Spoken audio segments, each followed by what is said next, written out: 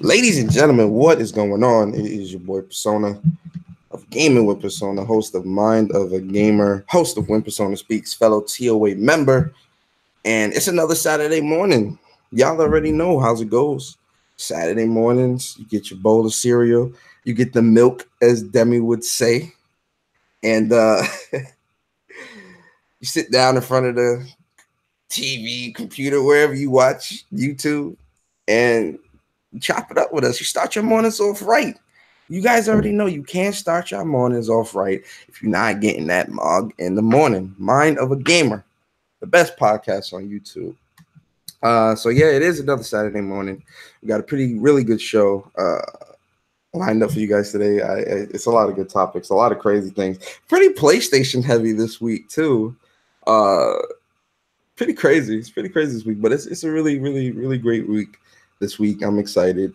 A lot of great news, like so much great news that I can't wait for us to get into. So before we even get into the topics, before we talk about it, before we get into anything, I have to introduce my panel because without the panel, MOG would not be what it is. MOG would not be as great as it is without the great panel that I have. So starting with Miss Leash, please yourself and let us know what you've been playing throughout the week. So my name's Leash. I'm a gamer. I do gamer shit. And yeah, that's it. And pretty much. So this week, what have I played? This week I was playing The Walking Dead because I wanted to finish it, but ain't no way to finish it. That. So I'm, we gotta get in this. But yeah, I was playing Walking Dead. I'm like, oh, let me play it from the beginning, so that way when I get to the end, But that's put on the shelf. And I was playing The Evil Within again. I actually got a little bit farther. I'm doing a little bit better. It's not as scary. I still suck, but I'm getting a little better. And I started playing Ruiner again because I never finished. So I want to finish Ruiner, actually. And, of course, my regulars, Oblivion and Stardew Valley to put me to sleep. Boom. That's all I've been playing. Yeah, I was watching you play that Ruiner yesterday. It looked interesting. Shoot him, puppy. It looked dope. It definitely looked dope. It's interesting. It's cool. I also got to point out that we would have started at 11 o'clock. Shut your mouth. Shut your mouth. But, someone was late. Oh my God! And we have to dock that person $50. So they gotta pay their dues. $50 fine. It's $50 fine. 10 minutes a minute. You feel me? $10. Yeah, get it together. See, $10 a minute. Okay. Whatever. But shout out to Leash. Happy she's here. Then we got my boy. We got my boy in the building. We got the god of reviews himself.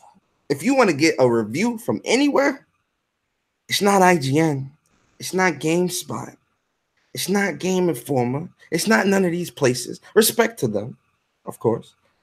You got to go. You got to go to game. You got to go to Demigod Review. You have to go to the God of Reviews because this is the only place where you're gonna get the quality of review that he gives. Shout out to my boy Demi. Go ahead, introduce yourself. Howdy, everybody. God of Reviews here. Time to talk games. I'm excited. It's gonna be a beefy podcast today. I'm excited. Let's do it. What have I been playing this week? Transference. It's a solid horror game. I just went back and finished Bastion for Xbox. I'm 6 for 7 on the Capcom Beat 'em Up bundle, and I just finished The Video Kid, which is going to be an interesting review. Mm-hmm. Very interesting, just because. Oh yeah, that's going to be a good one. I'm excited for that one. And I've been playing some Overwatch. I got to play the game Widowmaker, and I'm excited. Quadruple headshots going on here. Can't wait to post that clip up. And that's really about. I've been putting some burners on my Xbox this week. I can't believe I'm almost finished with that Capcom bundle. I've actually knocked out those games pretty fast. You almost done with the beat 'em up? Seriously? Yeah, I'm 6 or 7. Oh wow. Wow. That's insane. That's good stuff though. Shout out to my boy Demi. I'm glad he's here. Like I said, my mob crew. The podcast wouldn't be what it is without them. I say that all the time, and I mean that 100%. For me, y'all know who I am, Persona. And for me this week, all I've been playing is Destiny 2, Forsaken. That's it. I haven't played nothing else. A little bit of Dragon Quest. Yuck. Nah, chill. There's no yuck. There's no yuck in this Destiny. You understand? There's no yuck here. Not with this. Yeah. This week is yuck. Last week was oof. Yuck. Oh man, I'll be saying that a lot. Oh god. Yeah, no, Destiny 2 light grinding. I'm about to do the raid this week, and really excited about that. So I've been like grinding my light, and I'm working on my second character now, and played some Dragon Quest 11. I haven't really been able to really sit down and soak in the goodness of Dragon Quest yet, just because I'm still so heavy into Destiny. Like with Dragon Quest, I want to be able to like sit down and really digest and really like go full force into that. So like I try to play like maybe 45 minutes a night with that, but to really like sit down for like hours and play it, I can't. I'm too into Destiny to do that. So Dragon Quest is just gonna get love though. Don't trust me, it's gonna get some love. And that's really all I've been playing this week, man. Work's been kicking my ass. Responsibilities, being an adult, those things really have been pulling me away from wanting to do what I enjoy most, which is obviously play games. But it's the weekend. Things like that change. So yeah. But like I said, guys, we got a good show for you guys this week. So something that just recently happened. Demi just posted this too. Shout out to Demi. Also, if you're not a part of the Discord already, like what are you doing with your life? What are you doing? Matter of fact, I gotta share my screen because you guys gotta see, you gotta visualize what it is that I'm talking about, okay? Because it's the only way, right? Shout out to Discord, by the way. Discord is a very great place. Discord is the only chaos cord. It's still small, as you can see, man. We still growing. We got a couple people in there in the Discord. So far, really a couple of good people. Some close friends and whatnot. But the Discord is growing. It's there. We do talk. It's not just a Discord where you're gonna get in there and ain't nobody gonna talk like news and topics and gaming and all types of different stuff, topic requests if you want to send like topic requests and things like that. We got the voice channel, then we got the MOG episodes. If you're a YouTuber and want to share your content, I know Big Mike and Demi, they share a lot of their content. If you want to share content, if you're a streamer, you can share your streams, news, if it's specific news, PlayStation related, regular news, Xbox, Nintendo, all that. Nintendo kind of dry. But the news, it's a cool place, man. I still got channels to add to, so yeah, that ain't the final version. But it's a really cool place, man. Like I said, it's small time. We still obviously trying to grow it out and get more supporters in. But if you aren't already, man, make sure go join the Discord. Go join the Discord, man. But shout out to Demi, because Demi, he posted this I think this morning, and I had just seen it. And I was like, all right, yeah, we're going to talk about this because I know Demi, he's going to kill me if we don't talk about this. So they're definitely going to talk about this. So I was about to put Popeye's biscuits in your throat.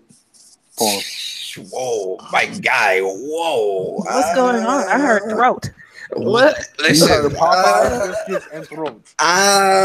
Demi, I'm going to need you to reel it in, sir. Force feed this man Popeye's biscuits, no water. Yuck. Yuck. I'm gonna need Popeye biscuits, no water. Oh, God. You know what though? When you eat Popeye's biscuits, water not enough. You need that fizz. You need soda or like salsa water. You need like you need that fizz to really break that shit up, man. I agree. Like you can't drink real talk. You can't drink water with no Popeye's biscuits. You need soda. Real talk. Mm-hmm. You gotta drink soda. You can't drink water. It's just the water. You gonna pause. You gonna try to water. You gonna spit out like what? It's looking like I'm dying because I don't drink pop.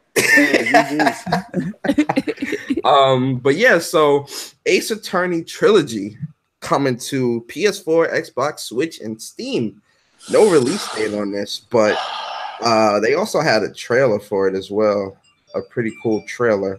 Let me see if yeah, they had a pretty cool trailer. So what you got? What do you think? I want Demi thoughts first because I know Demi. He's a really huge Ace Attorney fan. So what's your thoughts on this? I know this is day one for you, bro. I'm triple dipping. Confirmed. You're triple dipping. Yes. What? Yeah. Wait, so you buying it on what? PS4, Xbox, and Switch. Whoa. Look, I just finished the anime last night. So where did you watch it at? On what? Crunchyroll. Okay, thank you. So I'm set. I just need them to bring over Apollo Justice now. Like, just announce the date. Just announce the date for this, and I'm day one. I'm buying instantly. Triple dip. Y'all can hashtag it triple dip because I'm buying it. That's what's up. That's what's up, man. Yeah. Leash, what you think? I'm not a big Ace Attorney fan, but I did play it back when I did have my iPad, and I really liked it. It was really cool. I like games like that where whatever choices you make kind of affects the whole story. So I'm in. I'm not going to triple dip though. That's not. I don't believe shady. That's shady. Shady. I don't believe in triple dipping. I'm loyal. Okay, so I'm a one councilwoman. So what? There we go. You counsel the PlayStation. Excuse me. What? What? Oh, no. I ain't saying nothing. No. Repeat yourself. Oh, nothing. Oh. Xbox the best box. You feel me? Shut your mouth. Yowza. Yowza. Shut your mouth. For me, I'm excited. I'm excited for this though.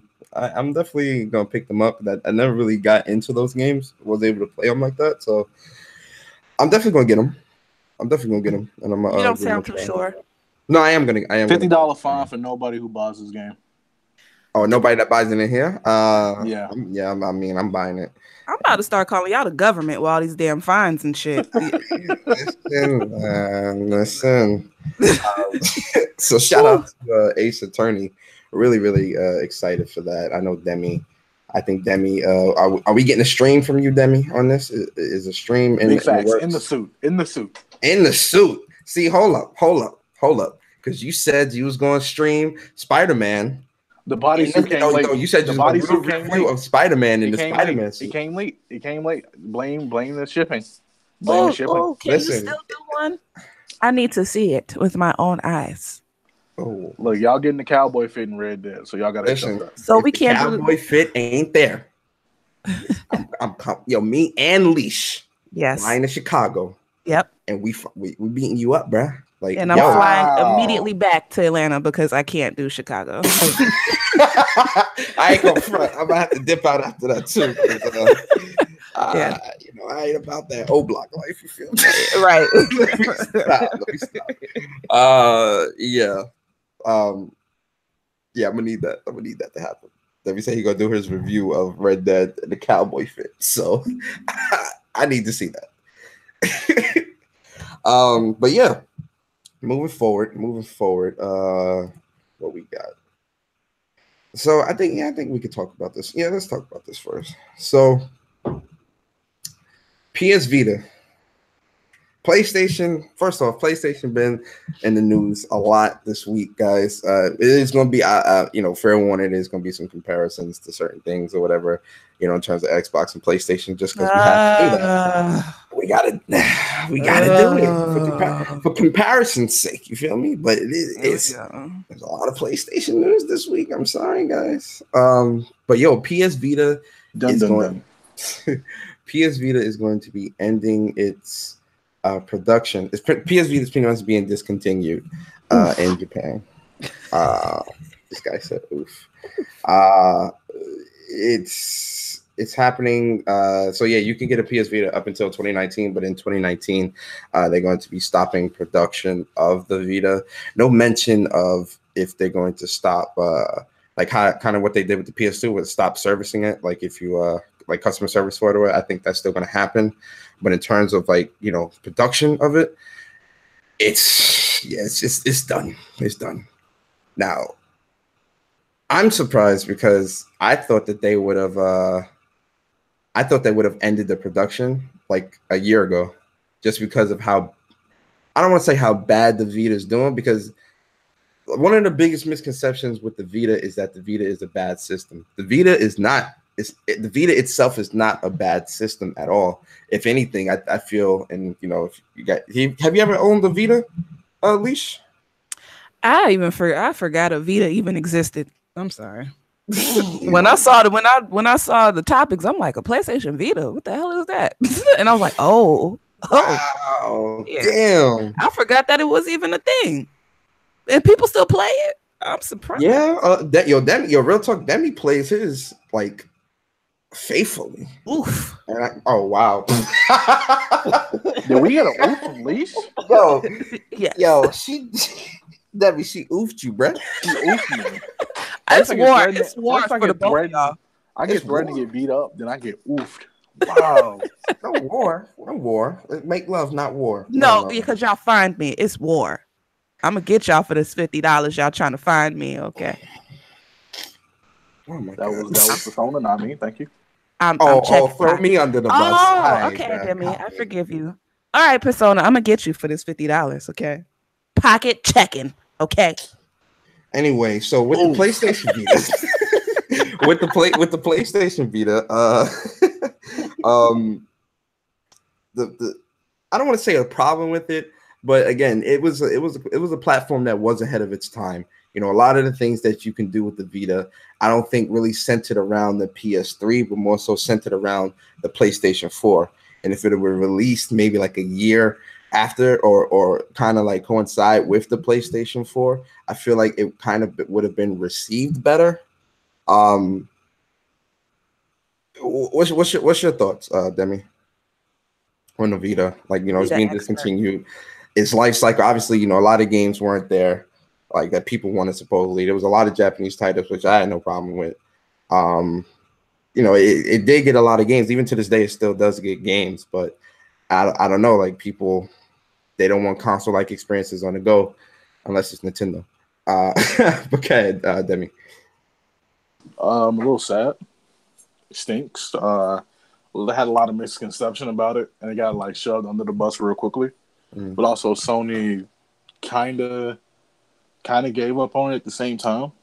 While third-party stuff does still release, you really don't see many first-party games drop on it no more. So it's kind of like a hand-in-hand thing. Like, once you start seeing it being given up on, certain people begin to give up on it, and it kind of like begins to like collab and just people give up on it completely. It does still sell. I see in Japan it is selling like 1,000 or something like that. 2,000, 2,000, yeah, something like that. But you know, it was like kind of already shadowed by the 3DS, so it still had giant steps to take. But I feel like the Vita was a product that did good. It had great things about it. It nailed it, but it just didn't get the love that it deserved. So I'm actually kind of disappointed that it's ending production in Japan. I thought it would have ended soon, but the fact that it stretched out this far, it did its thing. Alicia, what's your thoughts? Oh, I thought my thought was that I didn't even know. Oh, damn. Because honestly, when I saw, like, when you sent us the thing, the itinerary, right? And I was doing my research and I looked and I was like, bruh, PlayStation Vita? A PlayStation Vita? Like, what is that? And then I'm like, oh, so I honestly am not an expert on this topic whatsoever. Like, apparently Demi is an expert on antiques. He is a fossil finder or something. Wow. I forgot all about it. Wow, are you saying that I'm Tomb Raider? Are you saying that I'm Nathan Drake? So I hope you're a PlayStation friend. I'm sorry, I throw a little fanboy in there. Oh, wow. God. But pretty much, I mean, honestly, If something ain't working, let it go. That's all I can say about it. Like, let it go back, lady. You're gonna miss your bus. PlayStation. There we go. They also said that pretty much there's no talks of a Vita successor, which kind of like hurts as well, because I'm like, disappointing. It's very disappointing. So they're just giving up, like, oh, this didn't work, so F it. I don't think necessarily that they're giving up. I think right now all of their focus may be on the PlayStation 4 or the home console, because the home console really is like on another level when it comes to the support and what's happening. So I think right now their focus is on getting the PS5 right. And I don't think they want to put out there that they may or may not be working on another handheld console until they get the PS5 out, because then they may be able to gauge, what the support may be for a new handheld, depending. Plus, Nintendo right now is killing the handheld market with the 3DS and the Switch. The Switch, obviously it's console-like experiences on the go. A lot of the games on there are Japanese titles. I still like, and this is kind of just the observer in me, I guess, because again, to look back at the PS Vita, when the Vita first released, Vita had a lot of like quote-unquote console-like experiences, shooters like COD, Killzone, Uncharted, it was like a lot of those types of games on the console, and a lot of people really complained about that stuff. They said that they didn't want these types of things. They didn't want to play console-centric games like this on a handheld because it was uncomfortable, or it was, whatever the case. Borderlands 2 was butt. Yeah, Borderlands 2 was buggy as hell. So it's like, to fast forward to now and to see that the Vita isn't, as successful as it should be, when you have other competitors out there that are doing the same thing, literally, and it's getting its support. It's just, I don't know, that part of it is a bit weird, I guess, to me. I don't know. I don't know, but the Vita's ending its production. Don't worry though, guys. We got PS5. It's coming. Like, we all know it's coming. PS5, Xbox, Scarlet Witch, whatever they call this thing, man. Like it's coming. So, okay, I have a question. Sure. You think isn't it too early for these next gen consoles, or didn't it feel like this generation's went by so fast, or is it just me? Am I getting older? These are the questions I have. I mean, I think we all, are getting older. I don't know. I don't know. It feels like we had Xbox 360 for forever, like literally forever. Then boom, we get Xbox One. Same with PlayStation. But I'm just like, bruh, PlayStation 5 gonna be here any minute.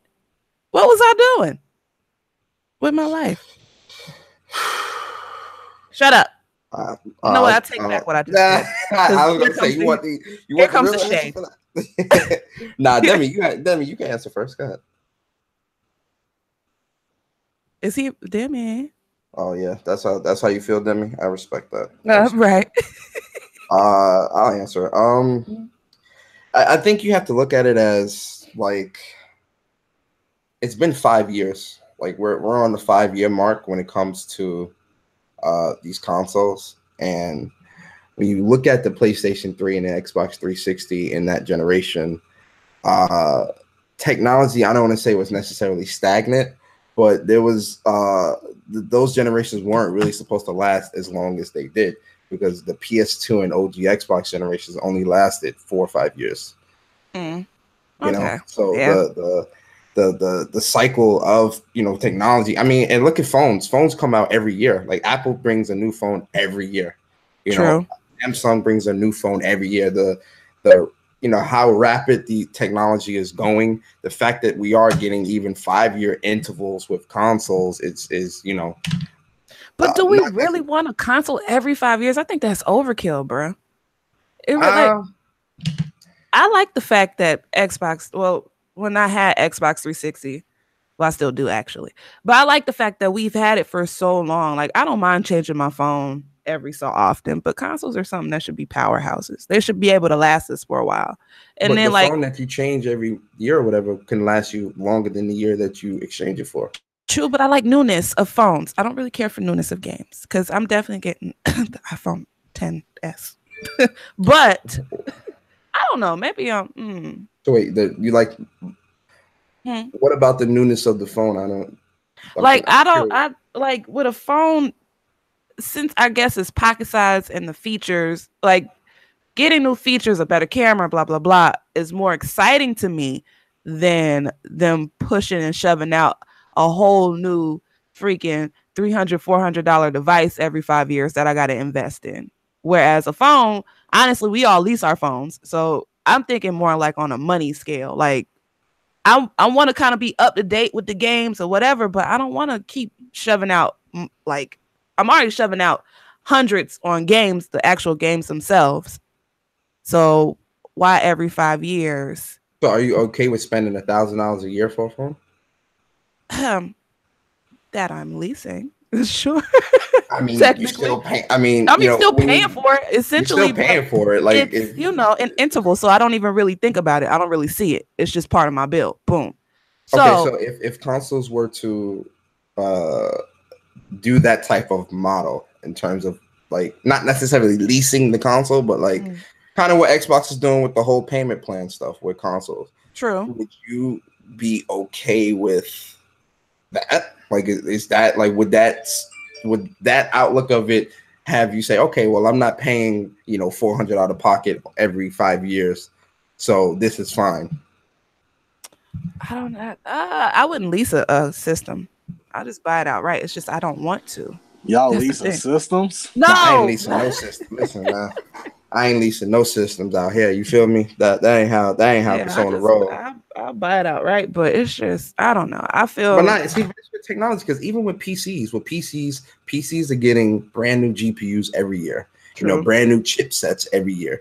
It's how rapid technology is moving. But not only that, but with consoles, especially with the Xbox One and the PS4, when these consoles first came out, a lot of people were under the impression that the frames for a lot of these games would be more than 30 frames per second. The fact that we still are getting 30 frames per second games, a lot of people, especially like PC guys that are looking at consoles, they tend to downplay that because the standard on PC is 60 frames. When we, in the beginning, when games were 900p and 720p and 792, all these weird P's instead of being 1080p. 792. That was a big issue as well, especially for the Xbox brand, where you kind of had to have the mid-gen refresh. The mid-gen refresh came 2-3 years down the line of the life cycle. But when it comes to a brand new console, you have to think about it like this. We're already at the 5-year mark. By the time we get to the release date of a brand new console, albeit Xbox or PlayStation, we'll be sitting at 7 years, realistically, because I really don't feel like the consoles are or need to come out next year at all. I feel like that's 2020, even 2021, just looking at, and I'm looking at PlayStation, like with the lineup that they have this year, the lineup that they got for next year, and that can really sustain for maybe the next 2 years in terms of their exclusives.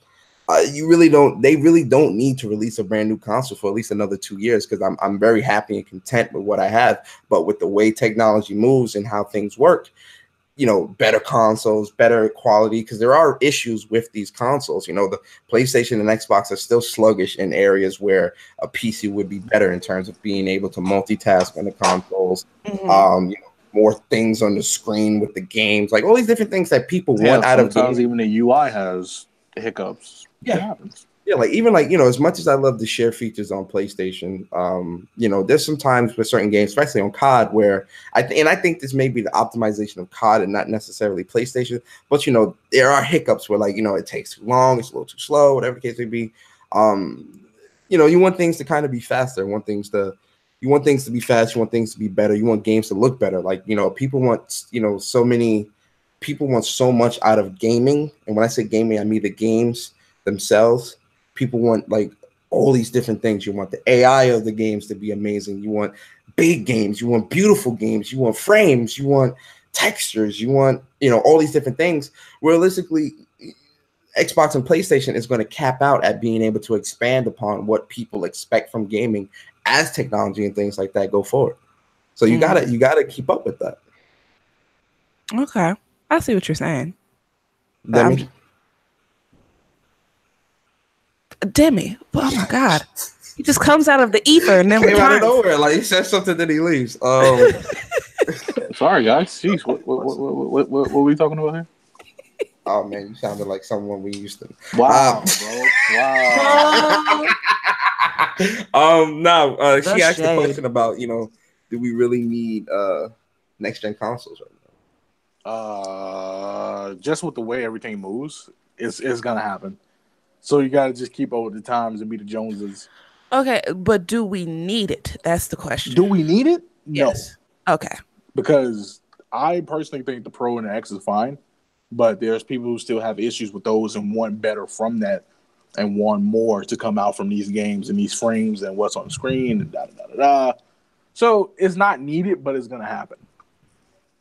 So I wasn't tripping. Good. That's all I need to know if I'm tripping. No, you're not tripping. Okay. Back to the ether I go. So next topic. This is something that was really huge this week that shout out to Bari because Bari has supported this service since day one. Bari, Court, shout out to Court. These guys really supported the service since day one. Me, I'll admit, I was a little skeptical of the service at first. I did support the service numerous times and realized that the service really is a great service. Now, what service are you talking about, Persona? Like, get to the point. I'm sorry, guys. I got you. PSNOW, right? This service has been dragged through the mud since it released.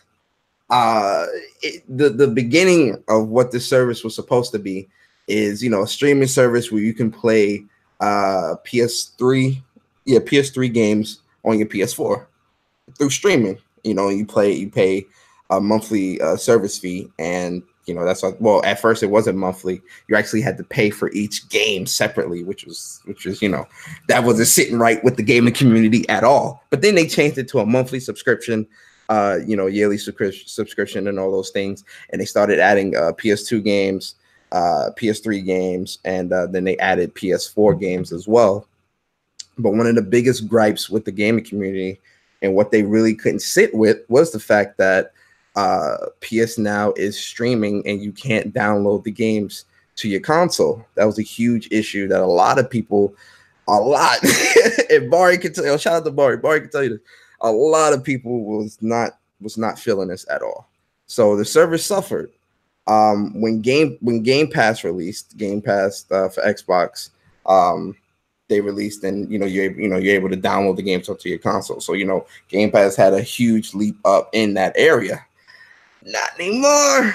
PSNOW announced this week that you will now be able to download PS4 and PS2 games onto your PlayStation 4.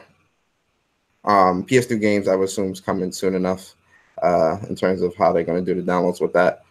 So yeah, you can download games on PSNOW. Starting with you, Leash, how you feel about that?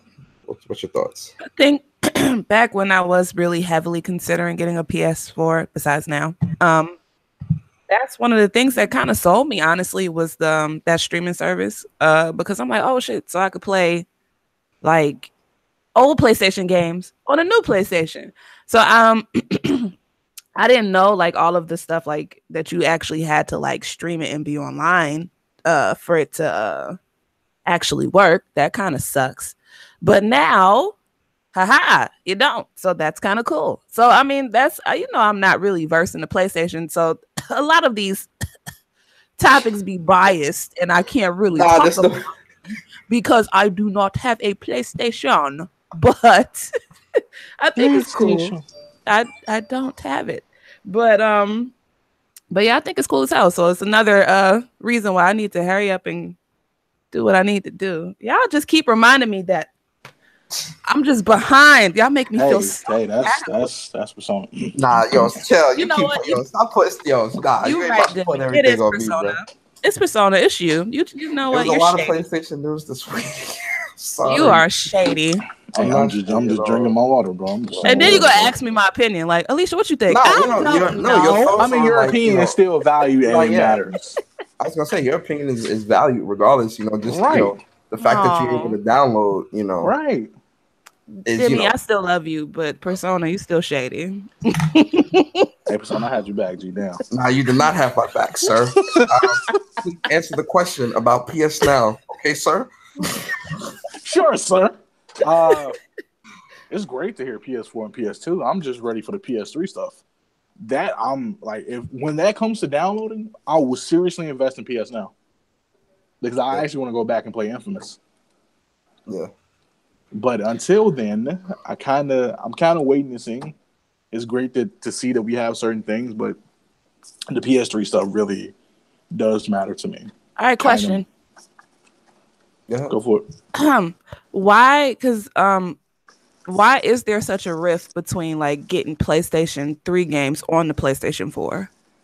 Because this isn't my first time hearing about that. Like even back when PlayStation 3 used to have backwards compatible games, like the backwards compatible games for PlayStation 3, you really can't play on PlayStation 4. So why is there such a rift? Drums, please. Then you want to tackle that? Because I tackled the other question that she asked, so you can tackle that. Damn. If y'all don't know, y'all don't know. I know, but Demi knows as well. That's why I know why. My brain is taking a good like, what's going on here moment. I'm lost actually. Remind me, refresh me. No, refresh. I'm being serious. Refresh me. She wants to know why there's a rift between people wanting to play old games on a new console. Because PS4 ain't here for old games. Okay. Nah, listen. I mean, I'll say this. The amount of people that really want to play, there is a rift because PSNOW is ran by PS3 and PS4 custom servers. That's what Bari says. That's it. I couldn't remember that. Thank you. Sheesh. Thanks for showing. Okay. Yeah, like because with PS3, PS3 to PS4 is a little harder because of the cell architecture, and so having to convert those things to the x86 architecture. And I'm getting super technical, but that's part of the reason why it's a little bit harder. But in terms of like this whole thing of people wanting PS3 games or old games on the PS4, a lot of personally, and this is just me speaking from a personal sense, I think a lot of that stems from a lot of people personally not being able to move forward from the past, and also a lot of people, not a lot, but some people tend to once backwards compatibility came into play, that's when people were looking at PlayStation like, I can play this on this without this, so why can't you do that? It's also kind of stemming from the fact that a lot of people did come over from the 360 and never got the chance to play those PS3 games. And for me, I say that's a you problem. I mean personally, but obviously, you got to please the consumer. But I feel with that's a you problem. Well, all right now. Sorry. That's how I feel. He done slapped his gavel on the desk and said, "Hey, case closed." All right. Case closed there, bub. I'm kind of 50-50 with that. However, I just think eventually at some point the PS3 has to join the download faction. Because I do feel like with PS4 though, PS4 to PS5, there does need to be some back there. I feel from PS4 to PS5, there's no exception when it comes to being able to play those games, especially if you bought a lot of PS4 games digitally. I feel like you should be able to, hey, look, I'm just going to download this and continue, and it's here already, because digital obviously is easier to convert things over than it is than physical. So, I understand that, but digitally, I feel like this can't be like, I should be able to download my PS4 games on my PS5. If you can't do that, then it's an L. And that's Okay. what both. That's what both. I'm saying that about both. Like, Yeah, we don't need that. a Nintendo system or a Nintendo cause where they kind of just force you to keep rebuying those games. Yeah. Mm. But see, I feel like with digital, it should be, I guess, physical too, especially if they're using Blu-ray. But I feel like digitally, I feel like it would be easier to convert those things if you bought them digital. That's another reason why I went full digital, because I'm like, I got a feeling that's what they're gonna do. Like, especially Sony, I just got that feeling. Well, hey guys, so look, man, you can play your PS4 games if you bought them digitally. Oh, word. Yep.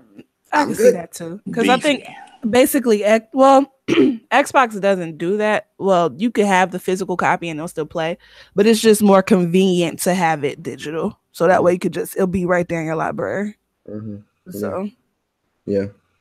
It's a question, and I guess Demi, I mean, you can answer too, Leash, because I know you never really played PSNOW. Shut your mouth. So PSNOW versus Game Pass. Is Game Pass still based off what we're seeing now? With the developments of what they're going to be doing with PSNOW.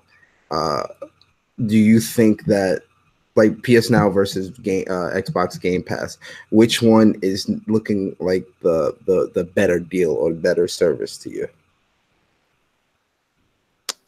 Oh, yeah, you can answer, Alicia. Yeah. Oh, you want? I don't have a. Oh God! Well, no, I'm not saying. No, I'm not. I'm not saying. Wear a shirt. I'm gonna get a shirt made. I don't have a PlayStation. No. It's not. It's not a question of. I know. It's just if you're looking to buy it, the service. Looking at what you can do. I mean, as far as like PlayStation exclusives go, I think PlayStation honestly right now be winning. I mean, just to keep you said PSNOW versus Game Pass? Yeah, PSNOW versus Game Pass. Yeah. Honestly, as of right now, Game Pass has. I said Game Pass. PSNOW has the bigger library with the combination of things that they have. I feel like Game Pass is just winning just because everything is downloadable currently. But when that switches up, I feel like PSNOW is going to finally take it. Yep. And I think just because Game Pass has the exclusives just to hit that day one, I think that's what gives the tiniest microscopic edge to Xbox, to me personally.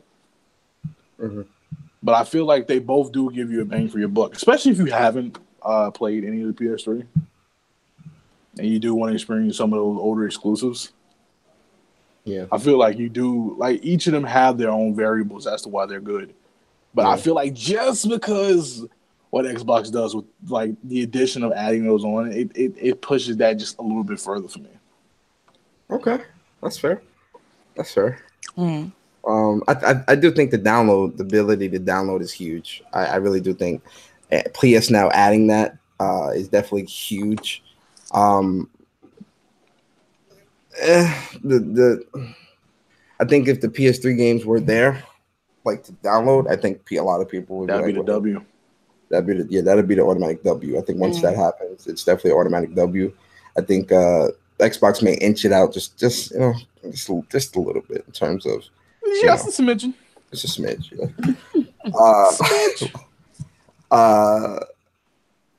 I told you guys, there's a lot of PlayStation this week. I'm sorry. I swear, I'm like, all this week, it's just been a lot. I read that list and I was like, this kind of beefy. Beefy for whom? Y'all.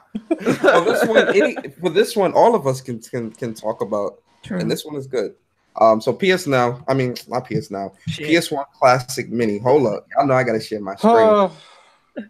Dude said, really? Really? You giving me the hush? I'm giving you the hush for a reason. We'll get into it. I think. Oh, yeah. I know. Where is it? I can't even share my screen right now. Okay. So PSNOW is not PS. Why are you saying PSNOW? PS1 Classic Mini. Sony announced the PS1 Classic Mini that's supposed to be releasing this December. It's going to be having 20 classic games on it.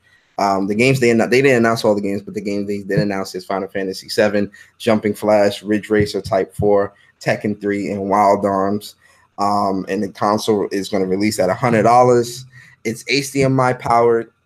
not HDMI. It's USB powered, so there's no AC adapter. It releases December 3rd, 2018. And I'm gonna keep it a buck.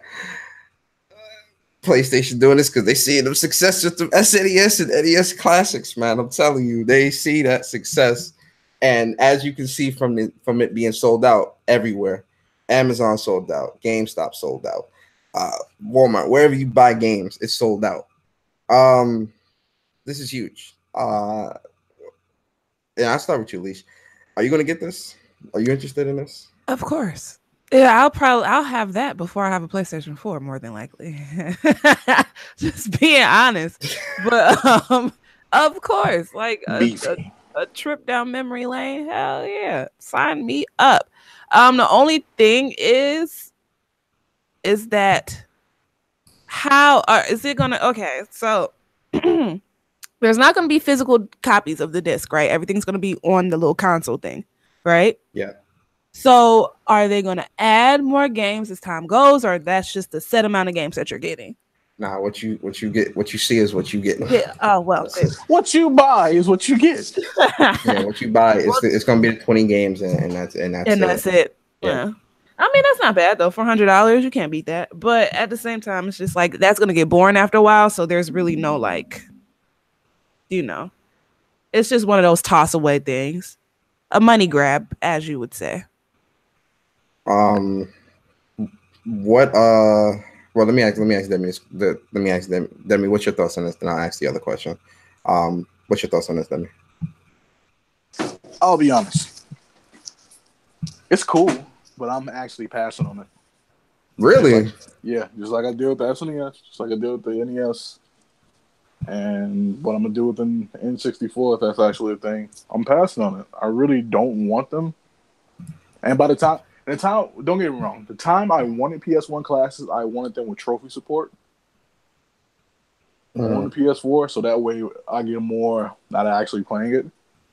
But it's cool for people who want it, people who want to reminisce as they game, or people who don't game as much as they do now, and they kind of want to go back to their old school feel of what brought them into gaming. Mm-hmm.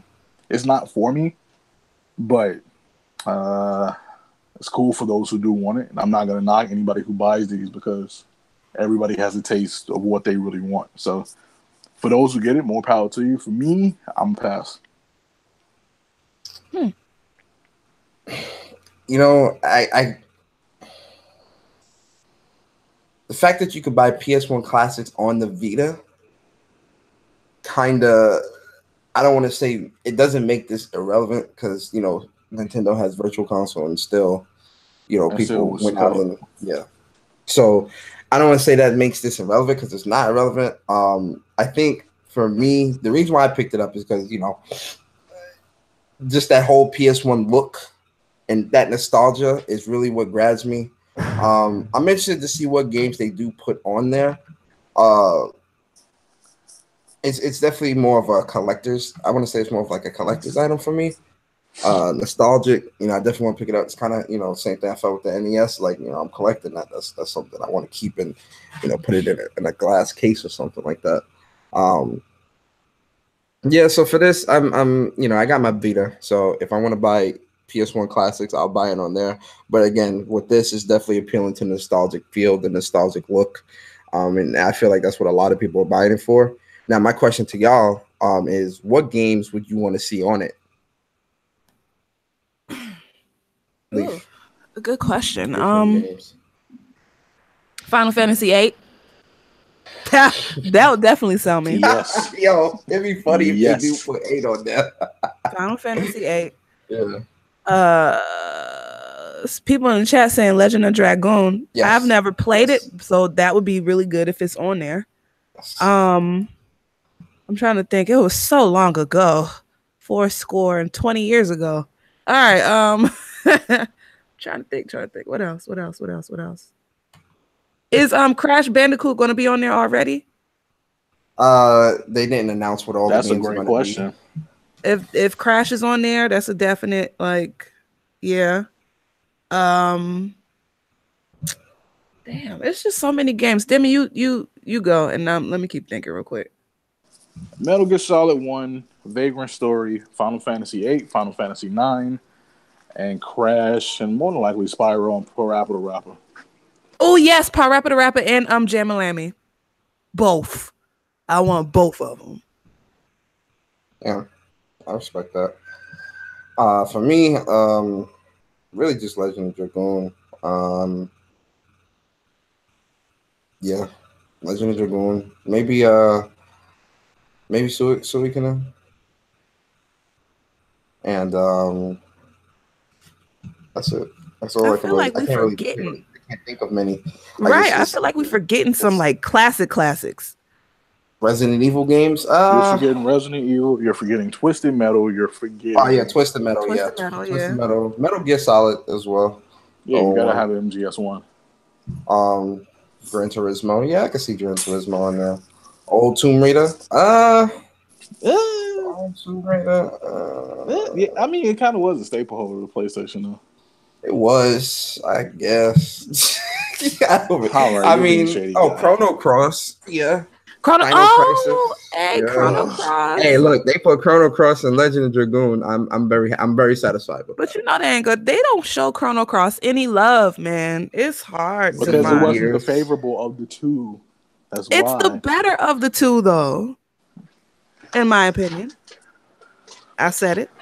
Xenogears.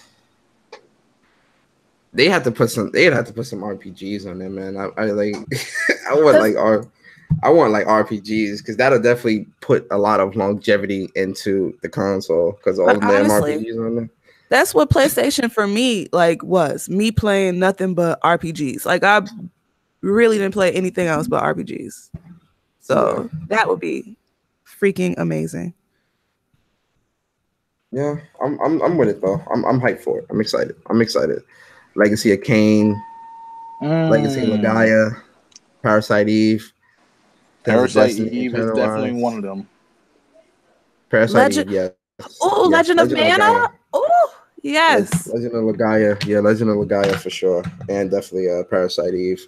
Legacy of Kain. I never played Legacy of Kain. Kain is fire. Yeah, there's some classics they can put on here, like some really, really good games that they could put on here, and really, like it'll be like an instant classic. Now, my last question to y'all: are we going to see an OG Xbox Mini? You think Xbox would do something like that? I'm tired of the Xbox shade on this. This is no shade. These are legit questions. I'm not asking. You don't need to because Xbox, for the most part, makes everything like all of their classic games. They're already like kind of backwards compatible. So like I could get on my Xbox One and play freaking Fusion Frenzy. I could play Old Fable. I could play freaking what's the thing? Knights. What is it called? KOTOR. No, the Knights thing. The Knights of the Old Republic. No, with the purple girl, she floating through the air. Knights into Dreams. Something like that. Yes, I could play like all that on Xbox. Well, for the most part on Xbox. There's really nothing that I need from the original Xbox that I can't already play on my Xbox One, except for the Warriors. They didn't give us that. Damn it. So mad. I mean, to see an OG Xbox would be pretty cool though. That's what I'm saying. Like just for nostalgic purposes, like they got Ninja Gaiden Black. Well, yeah. Fusion Frenzy, Fable. No, that's 360. No, not Lost. Yeah. Oh my god. I would love to play Tenchu again. Tao Fang, Fist of the Lotus. They have some stuff they could actually put on there if they actually try. Brute Force. I would want them to put Brute Force Black. on there. Brute Force. Oh. Definitely Brute Force. It was what was it? Kung Fu Chaos. They could put that on there. That would actually be fun. It's a couple of good dope games they could put out. It's quite a few games that they could put out that I would definitely I'd pick up an OG Xbox Mini. I definitely would. I would. Yo, Microsoft, go ahead and get on that. For real. But guys, let them get the ground first before we start talking about that. Let them get the footing right with this, with what they got in front of them first. I mean, listen, they'll They'll work it out. Oh, they'll get things rolling. You feel me? Things in them will definitely be good. Microsoft they bounce back. They'll bounce back. But yeah, moving on. So Spider-Man, real quick, because I know Spider-Man has been in the news a lot. Beefy. Spider-Man sold big in the first 3 days. 3.3 This is million. when I take my water break, because here we go with Spider-Man. Oh God. Yo, Spider-Man sells big, 3.3 million in 3 days. It beat out God of War in terms of sales. God of War did 3.1 million in 3 days. Spider-Man did 3.3. It's the fastest selling PlayStation first party title to date. Amazing. Spider-Man is breaking all types of records, and Spider-Man is making single player games still are king. Clearly. Real quick, Demi, thoughts. This is good. This is good for gaming. This is good for everybody. This is amazing. This is amazing. Spider-Man is getting beefy. And I say that with the big B. The big beefy. Whoa, hold up. Hold up. I'm gonna need you to clean that up real fast for your boy. My man said, "What?" Somebody gonna quote this and put it on Twitter. Yo, someone gonna definitely expose you on Twitter, like at Demigod Reviews. Beefy though. Yo, Demi, bro, you gotta chill, man. But like real talk, this right here. This right here shows you why Spider Cop is the man to be. Spider Cop. This is your guy, Spider Cop. I wish they had a Spider Cop costume in the game. I do. That would have been dope. That would have been really, really dope. But I think that kind of would have pissed off. I think that would have pissed off. Meanwhile, while Spider-Man is selling, I think it would have pissed off a lot of people. Yeah, it would have pissed off a lot of people. But yeah, listen, man, this is great, man. The support for Spider-Man. Honestly, if anybody that thought Spider-Man wouldn't have sold, come on. Like, honestly, I knew Spider-Man was the biggest hero of all, one of the biggest heroes of all time. It is. He is. Spider-Man is the most profitable and the biggest Marvel, the most popular and the biggest Marvel superhero they have. Like, and I'm talking before movies. We're just talking period. In comic book world and everything, period. Spider-Man is the biggest Marvel superhero. When it comes to DC, it's Batman. Actually, Spider-Man is the Batman. Superman and Batman, yeah. Would you say Superman though? Yeah, I would say Superman. Yes, the two most recognizable symbols you can show to in any country anywhere. Yeah, Superman, Batman. They'll know. Those are the two most recognized. Why did you put on the accents, bro? No, I'm just saying, like, you can go you can go anywhere in the world and show those symbols, and they will know who they are. Is what I'm saying. Like, Superman and Batman translates through all languages. It does, but I'm sorry, bro. I was into the moment. I'm sorry. I was in the moment. I was in the moment, bro. I'm sorry. But yeah, Spider-Man is the biggest Marvel hero possible, man. There's no killing him. Like I knew he was gonna sell big numbers, but I didn't think it was gonna be that big, that fast. Pause. But yeah, that was extreme. That was an extreme pause. That was an extreme pause. That was beefy. Oh my god. That was the oof. That was the oof of the day. No, that was a yuck. Yeah. Oh big no. As I walk Spider-Man in, was selling. Yeah, no. Spider-Man really did good. I'm happy Spider-Man's did good. I'm happy, and I'm happy that Insomniac is reaping the benefits of this. I'm really happy that Spider-Man, and again, like we had talked about it, I think last week or the week before, where Insomniac said Spider-Man wouldn't be possible without Sony, which is really good to hear that Sony is getting that praise for being really good, really easy to work with, and things like that. So big shout out to Sony, big shout out to Marvel, big shout out to Insomniac. Things like this just lets us know that another game is in the pipeline. When games get supported like this, believe me, when I tell you that they are making a second Spider-Man. They have to. I will I will bug the hell out of Insomnia. Listen, make that Spider-Man 2.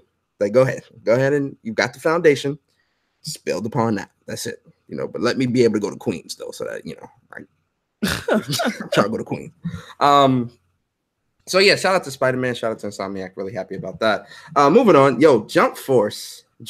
Listen, last week we talked about Jump Force and the fact that they released my boy Yugi. Oh, and so pretty much you were right. I think Demi, you were the one that said I was either you or it's probably Bars. I forgot, but he was gonna be it was Vic. Shout out to Vic. That he was gonna be a puppet character. I pretty much I think he is gonna be. They pretty much said, hold on, it's a huge info dump. He is a puppet character? Technically, I think he is. Hold on, I'm about to read the excerpt. Let me share my screen. So pretty much, we learned that Yu-Gi-Oh! He will fight. How he fights in the game, he will be using 3 different cards: Dark Magician Girl, and Slifer the Sky Dragon. I think the way that's going to work is either he may not necessarily be like a puppet character, but I think he might be like a summoner, if that makes sense. Where he'll probably be able to punch. Oh, so he'd be like Pokemon trainer. Yeah, he might be like that. Where he'll just be standing back and Slifer and come out and start beating ass or something. I don't. It's interesting. We ain't get a trailer for him yet. I really want to see a trailer. Yeah, I really want to see how he controls. But some of the biggest news that also came from TGS was the fact that we'll be able to make our own characters in the game. Guys, there is character customization in this game. I'm hyped. How you feel about that, Leash? Are you going to pick up the game? It's a fighting game. My ears tingled. I heard character customization. I'm like, oh, wait, hold up. I might get down with this. I will button mash my way to the top. So... You get it. You got to join this TOA tournament. You feel me? Come through. Oh no, I'm not about to get embarrassed. You are not going to have me out here. It's a place for everybody. Trust me. It's a place for everybody. Nope. But I know you like the character customization. I'm really happy about that though. That's really dope. Like being able to create your own anime style character in the fighting game and be able to fight alongside the heroes and stuff like that. That's really huge. Demi, how you feel about the character customization? Hopefully they got beards because I know you gonna put the beards up. Of course. But you know what I'm very curious about? I'm wondering if we're going to be able to create characters in different designs from different animators. That would be dope. That would be dope. Because I believe Toriyama is doing some designs. The guy who does One Piece is doing designs. Mm-hmm. Kishimoto is that the guy who did Naruto? If I'm not mistaken. I forgot who did. I forgot who did Naruto. To be honest, I really did forget. Whatever his name is. I feel like they should all be like individually designed to fit whatever character you want from said universe. Yeah. So that way, if I want to create a Saiyan, if I want to create a guy that looks like Luffy from One Piece, I want to create a ninja from Naruto. I want to create somebody that looks like Yusuke from Yu Yu Hakusho. It all has the capabilities of being there and being done. Mm-hmm. In this picture with Luffy, the girl, that's your creative. That's like they're showing like a creative character sitting, fighting with Luffy or whatever. So this is a creative character girl. The customization looks like it. She actually looks like Luffy actually. Yeah, so I'm thinking from what we may be able to do, we may be able to create a character that looks like said characters from said universe. Yeah. Yo, this game looks so beautiful, man. Like, Kaluuya. Shout out to Kaluuya. Also, they announced some more Hunter x Hunter characters, which we'll get into in just a second. I just want to show y'all the screenshots. Yo, Kaluuya looks so badass. I gotta catch up. That Godspeed at work, boy. Yeah, Kaluuya gonna be that dude. They go Yu Yu Hakusho. Yo, Tagoro looks beast, bro. They go my boy Yugi. My boy about to pull out of the cards. Shut up.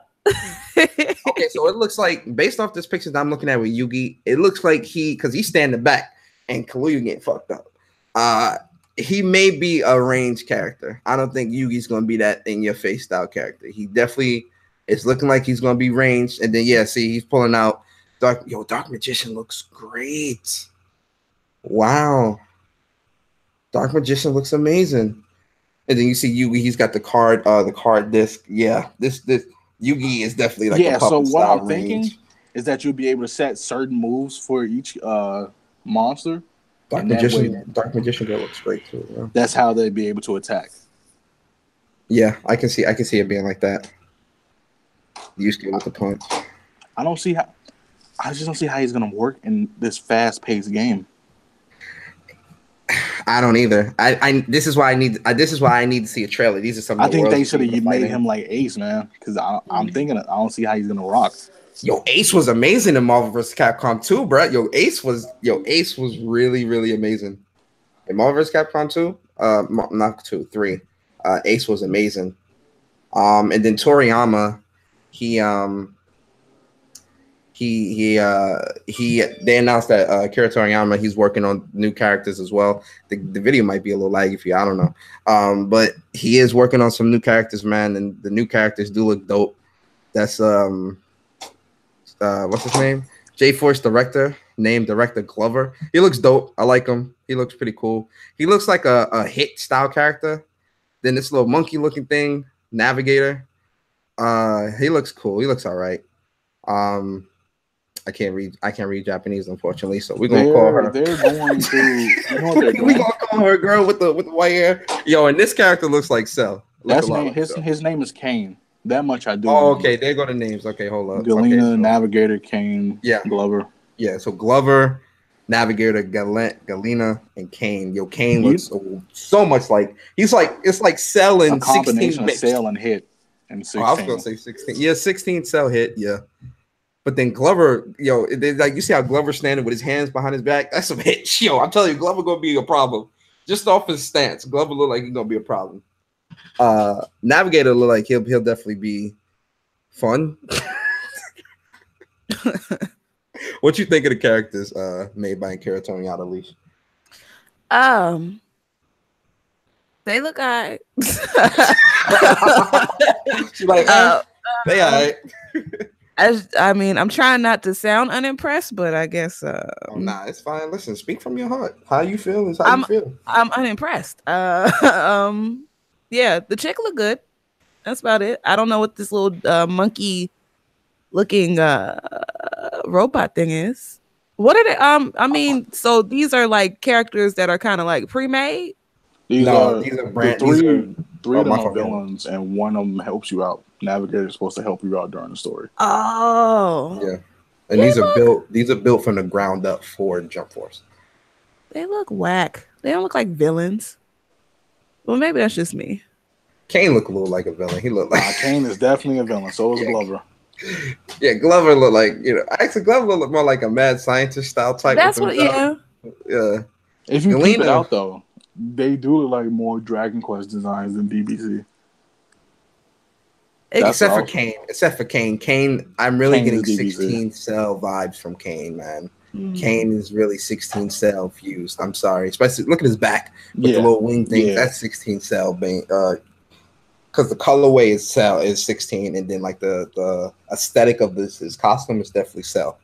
So from what I've heard, supposedly the big three or the big four, whoever, they're each supposed to be doing different villains and different designs for characters. So that's what I heard. I don't know if it's true. Speculation and rumors here, but they're supposed to each be doing a set of villains.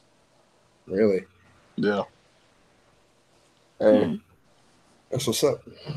I'm really excited. Really excited for this game. I was a little skeptical at first because a couple people I know that went to E3, they said that the fighting wasn't up to par, but they fixed it from what I've heard recently. So I'm really excited for this game. It's pretty much like a J-Star's successor. And Goku just got his blue form. Yeah. Goku got his blue form. I'm excited about that as well. It's on. I'm ready. Now we can see Golden Frieza in action. But yeah, let's move on. Let's move forward, man. Too much. There was a lot of J. It was a lot. I don't know. There's a lot of J-Stars news. I was really excited about that. Really dope. Really. I know we all into anime. We care about anime here, folks. What else? Oh, so the biggest news probably of the day. This one hurt me. You feel me? Like this one hit home. So TellTale Pretty much it's shutting down. At first, the first news was that they were getting hit with layoffs. So it's never good when you hear that someone's getting laid off their job. Like that's I wouldn't wish that on nobody. So when you hear that, it's like, damn, that's that's messed up. But then the news had updated to the fact that the studio was shutting down, but they were going to keep a skeleton crew to finish the Walking Dead final season. Then the news got updated again. And like, we want to finish this, but we can't. And I'm about to go to my Twitter because one of the developers, shout out to her, man. I retweeted all her stuff because I want you guys to see this because, one thing about developers, man, I really feel like developers don't get enough credit with a lot of things that they do. And these people do got jobs, they got families and whatnot. So you gotta respect them, man. All right, so show thread. All right, here we go. All right, so to clarify, shout out to Emily Bucketshot. She's one of the developers at TellTale Games. She pretty much said to clarify the questions people have been asking, and keep in mind, I am not a company rep. Around 250 people are jobless, not 225. We did not get any severance package. Our healthcare only lasts for 1 more week. Wow. Many former employees will contract and can't get unemployment. Due to the insanely high cost of living in the Bay Area relative to pay scale, many of my colleagues were living paycheck to paycheck. Yes, it's crazy. There are people who started at TellTale recently as a week ago. Some of those people have children. Some of them had to relocate because of the cost of living. If there's any positions or whatever, they're asking, like, let them know. And then she says, I know you're wondering about what's going on with the previously announced games. Seems like Walking Dead, the final season, episode 2, is still dropping Tuesday. But I don't think the season is going to finish. Like, they don't think that it's going to finish. Wolf Among Us season 2 and Stranger Things are canceled. Not sure what else I can say. Don't ask for Medell's about it right now. Obviously, it's too much. So yeah, I mean, that's heavy, man. It's crazy. Let's start with you, Leash. What's your thoughts on this? Them shutting down. Favorite TellTale game. Give us your thoughts. Well, her tweets put it in a human perspective. At first, I was mad. I was like, because I honestly didn't know what the hell was going on. So I'm like, how are they just shutting down like out of nowhere? And I was a little selfish at first, like, dang, TellTale, why? But now that I'm seeing these tweets, it's like, damn, Gina. Like, honestly, like, this is like really sad. Like, I'm gonna miss playing The Walking Dead, basically all the TellTale games. Like, TellTale, I thought was a very successful developer. Like, I thought the development company was doing well. They were making numbers. They were, really at the top of the game when it came to story-driven games. Because I'm kind of confused because there's nothing that can take, honestly, what other developer, what can take the place of TellTale? They had a lane that they created. Nobody, like, they had a lane. Don't Nod can. Who? Don't Nod. They're the ones that created Life is Strange. Anyway. I felt that. I felt that too. I felt that too. Anywho, yeah. I mean, honestly, the art style, Don't Nod, they really can't touch it, even though it's kind of similar. I honestly think the voice acting was amazing, even though you could kind of tell that they used the same voice actors, but they kept people employed. Like, I'm just really, really hurt by this. I remember my first time playing like The Walking Dead and me getting so immersed in the story, me crying when Lee died, and spoiler alert, me crying. Well, all y'all should have played The Walking Dead, the first one by now. I'm not sure, but I got something to say about that too. Good. You never played The Walking Dead? I played I'm on the first season. Yeah. I played a lot of I played a lot of the other. That was an oomph from the soul. My man's sounded like Young and May for a second. My man's sounded like Young and May for a second. You feel me? But no, I played a lot of the other Telltale games. But go ahead, continue. So you never played The Walking? Gosh, damn it! I played a little bit of Walking Dead season 1, but I'll explain after you talk. Go ahead. Okay, so anyway, spoiler alert. I remember crying when said character died. Or whatever. Like, you became so immersed in the stories, you actually cared about the characters. You cared about keeping certain people alive. Like, you can't, like, I haven't played a game where I actually cared about a character that much in a while. And Clementine not getting an ending is going to really hurt. But at the same time, like, I really hope that these people who were on, you know, who are working for TellTale, I hope they get back out there. I hope they find jobs. This is really sad and disheartening. Like Persona said, nobody wants to get laid off. That is not a good feeling. Trying to figure out what the hell you gonna do, where you gonna get money from. Like, that's scary. And I'm praying for these people or whatever. It has to be really hard. So, I mean, us as gamers, we could be really selfish when we hear certain stuff like this, and we kind of like try to, you know, undermine development teams and stuff like that when we hear stuff that we don't like, because, you know, we don't know what goes on behind the scenes. But at the same time, like, this is not just, this doesn't affect us. This affects basically the people who put their blood, sweat, and tears in this game. So my heart goes out to them. Yeah. Debbie? I'm hurt.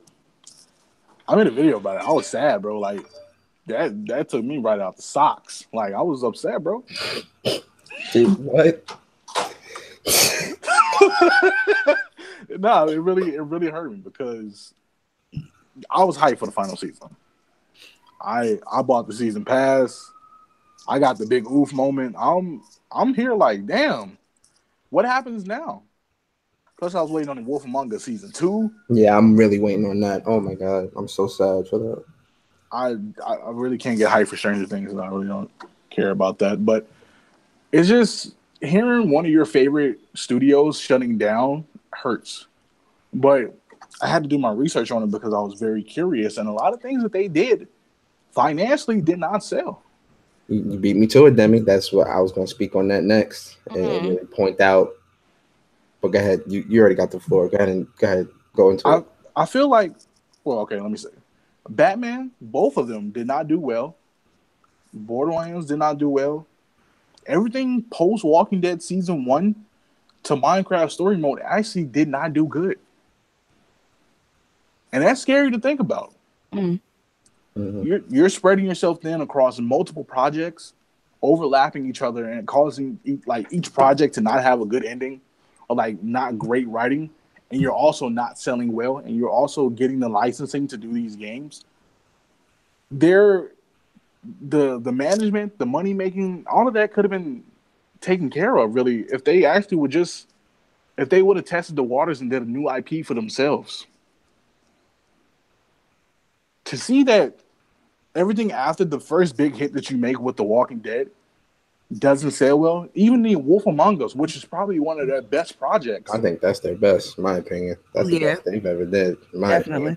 One of their best projects didn't even sell that well. So going forward, looking at Game of Thrones, looking at Tales from the Borderlands, Batman, whatever you want to put into the microscope, how bad did they not financially make money back from that? Because they had to been bleeding. And they made one of their first games was a Jurassic Park game. I remember that. Yeah, Back to the Future and Jurassic Park. So those weren't even like hits. So all these licensing, you had to probably pay that back also. And I didn't even know they had a Netflix deal until later on last night. I found out the Skeleton Crew isn't finishing The Walking Dead. They're doing the last of the Minecraft story mode series. Why? That's not important. The Walking Dead is more important. So, okay. Well, not Persona, you go before I ask my question.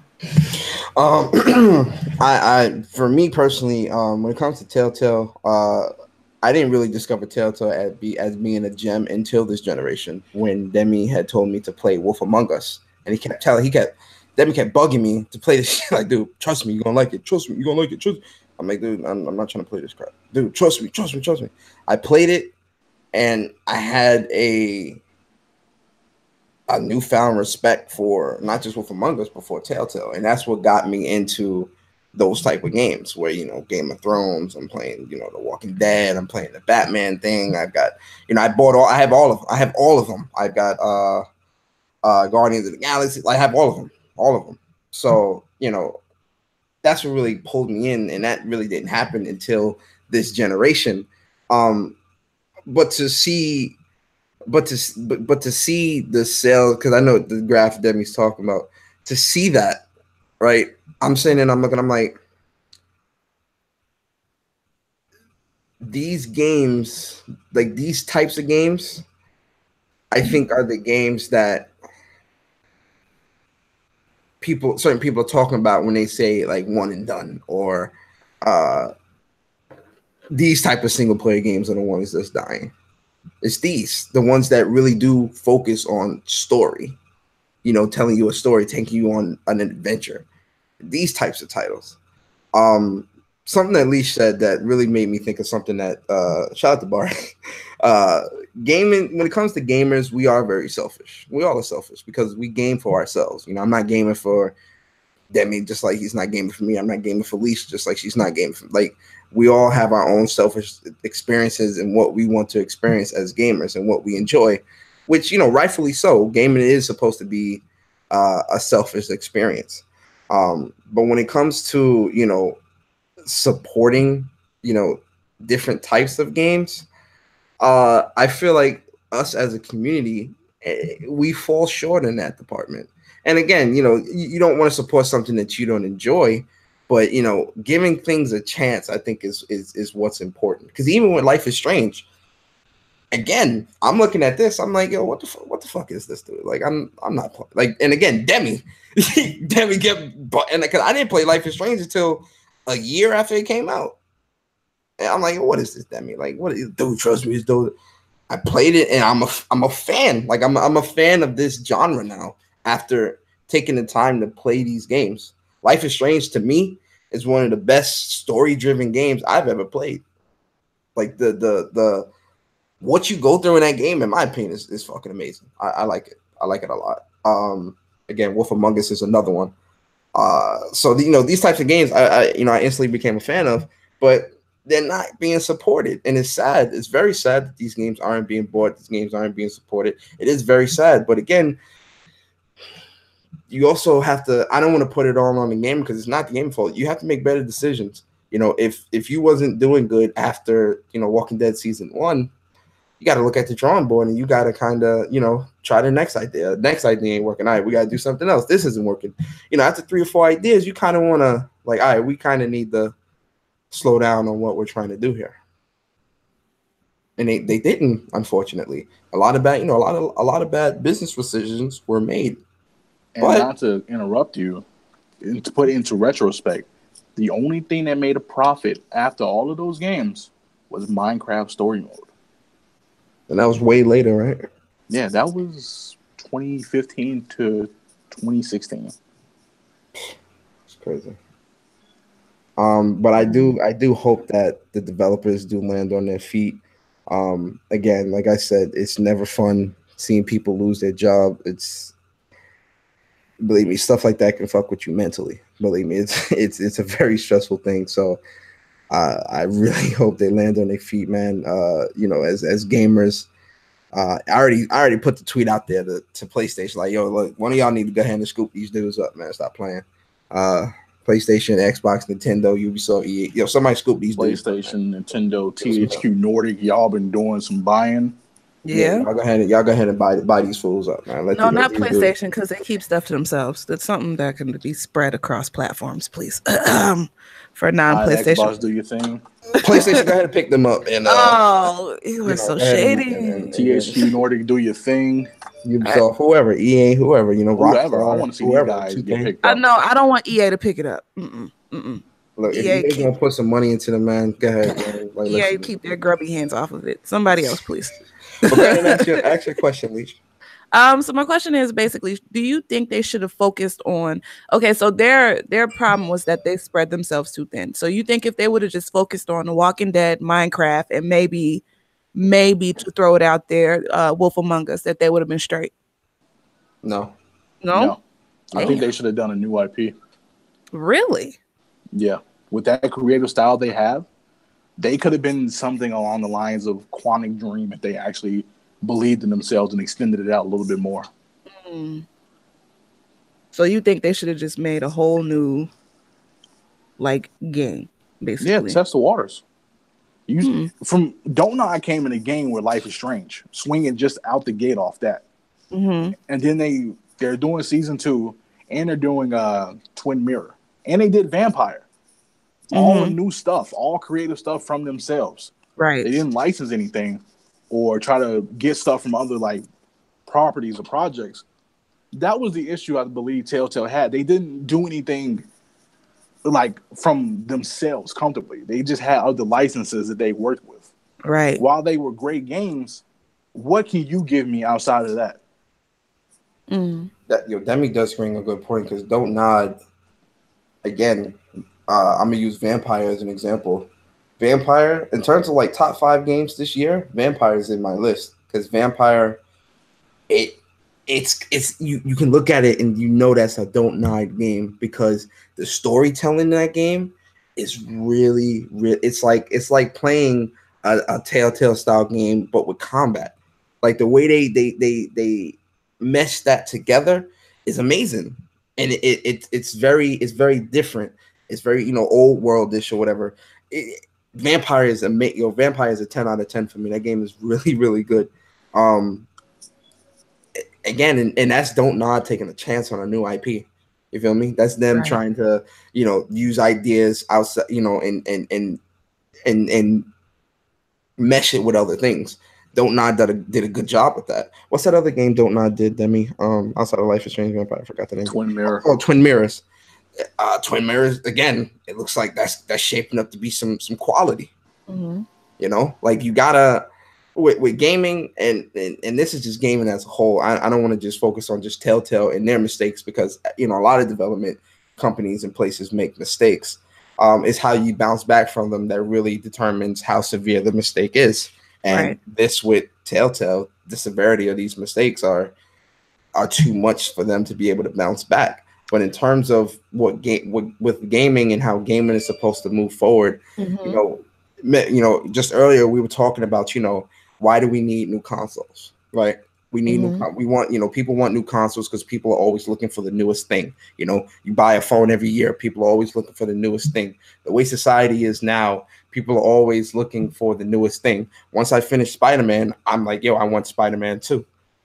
I want the newest game now. When it comes to gaming, you have to constantly I feel like you have to take risk, but you also still have to keep yourself grounded and safe. For instance, with Call of Duty. Call of Duty is best known for what? Not a story. It's known for its online multiplayer.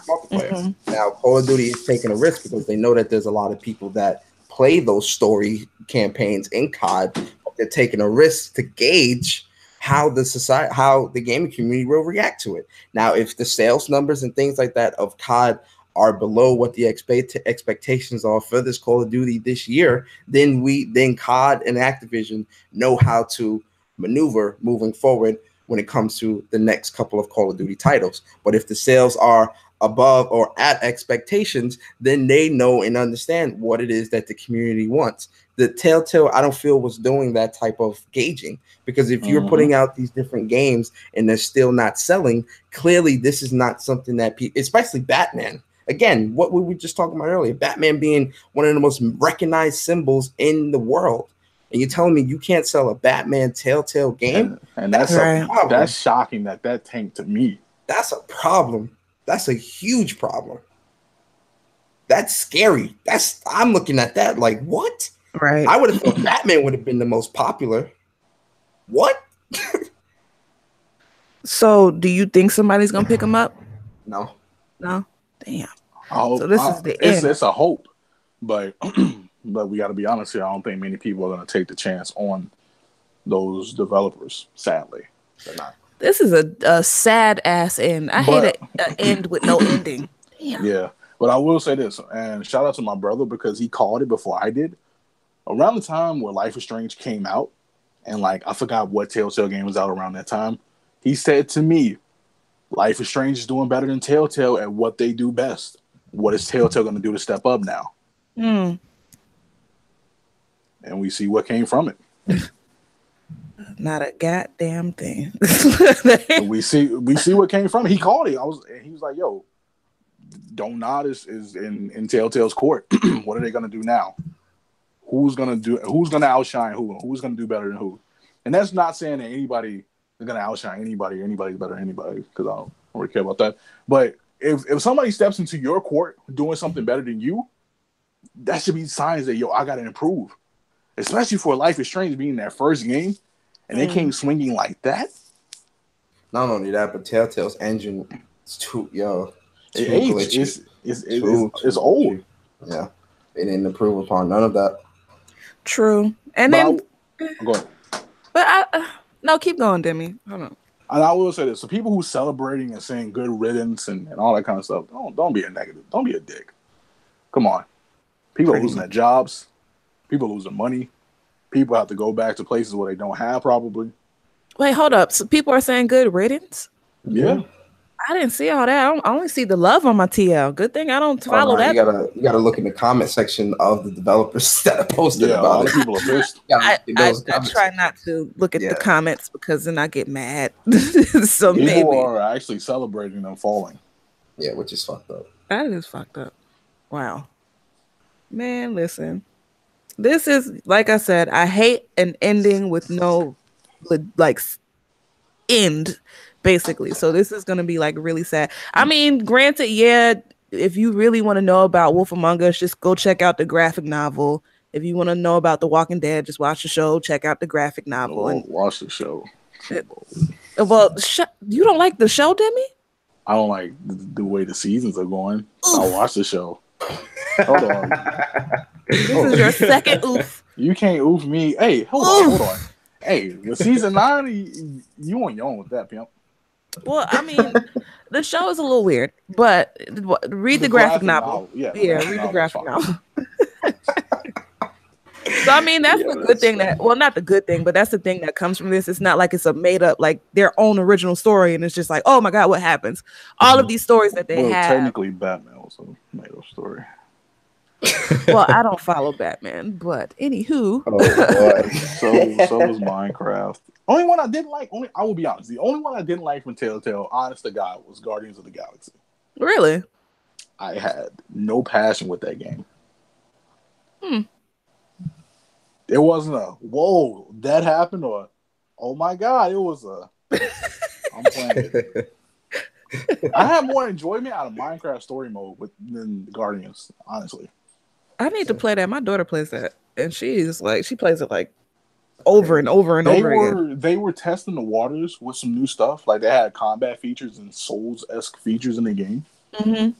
And it actually kind of worked for them. But they didn't want to expand on it. No, they didn't. Wow. I'm telling you, they could have been Persona. I say this, they could have been another Quantic Dream if they expanded, man. Yeah, they could have, because even with Quantic, most of Quantic's is their whole thing is storytelling.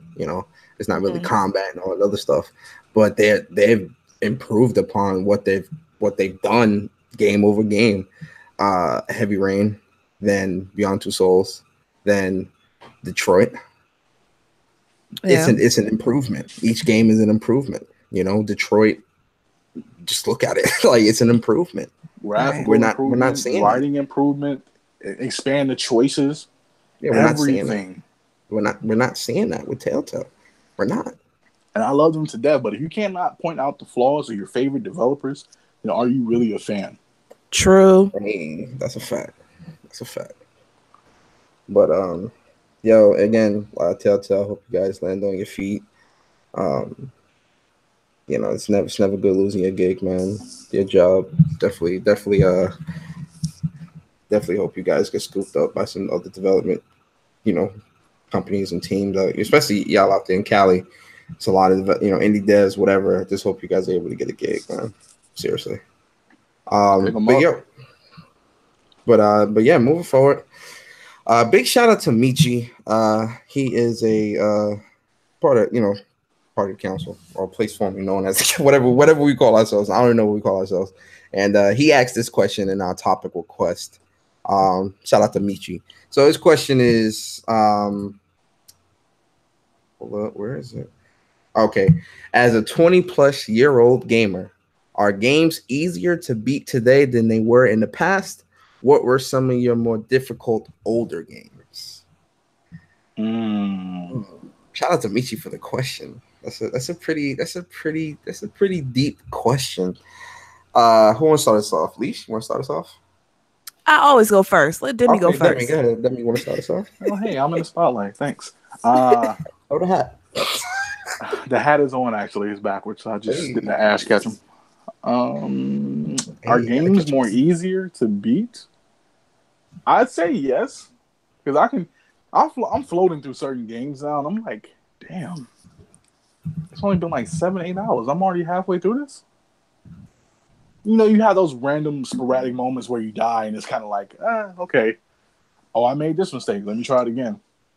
What was the second half of the question? What's the hardest? What are some of your hardest older games? Yeah, what were some of your more difficult older games? To be honest, Earthworm Jim is probably one of the hardest games. Wow, really? Yeah. Yes.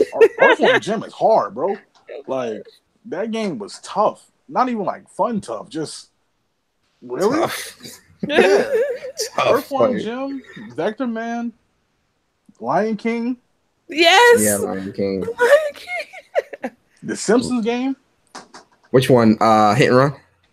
Nah, Hit and Run was easy. I'm talking like the older one, the Bart Man. I know what you're talking about, but I can't remember. It's the one we played as Bart.